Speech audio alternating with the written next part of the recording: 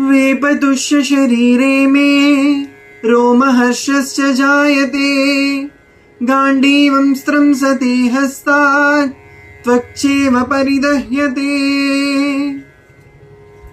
మరొకసారి మీకు భగవద్గీతలోకి ఆహ్వానం. ఇప్పుడు మనం 29వ శ్లోకంలోకి ప్రవేశిస్తున్నాం. ఈ శ్లోకానికి ఉన్న అర్థం, అర్జునుడు అంటున్నాడు, నా శరీరం వణికిపోతోంది, రోమాలు నిక్కబొడుచుకుంటున్నాయి, నా గాంధీవం నా చేతిలోంచి జారిపోతోంది, శరీరం అంతా మంటలా ఉంది. ఈ విధంగా అర్జునుడు శ్రీకృష్ణుడితో అంటున్నాడు. ఇది ఓ యోధుడి గలం కాదు, ఇది ఓ మనిషి గుండె అనుభవిస్తున్న పరిస్థితి. అర్జునుడు పాండవుల వీరుడు, ధర్మరథి, గాంధీవధారి. ఆయన చేతుల్లో గాంధీవం విల్లు అది ఒక్కసారిగా జారిపోతోంది.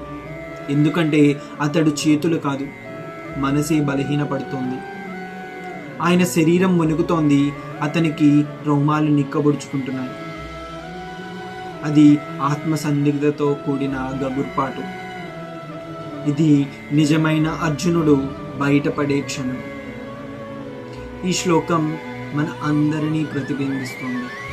మన జీవితంలో ఒక తరుణం వస్తుంది, అక్కడ మన శక్తులు పనిచేయవు, మన ఆత్మ మాత్రమే మాటలు చెబుతుంది. ఏ పని చేయాలనిపించదు, ఏ అర్థం కనిపించదు, కేవలం మనసు వణుకుతుంది. అదే సమయం భగవంతుని చూస్తూ నన్ను నీవు నడిపించు అని మనం చెబుతాం. అర్జునుడు ఇప్పుడు మారుతున్నాడు. విల్లు పట్టిన యోధుడు నుంచి సత్యం కోసం విచారించే సాధకుడుగా. ఇది ఓ వీరుడు తలవంచడం కాదు, ఇది ఓ వీరుడు ఓ గురువు ఎదుట తలవంచి విద్యార్థిగా మారడం. గాంధీవం జారిపోవడం అనేది పరాజయం కాదు, అది ఆత్మ వికాసానికి మొదటి అడుగు.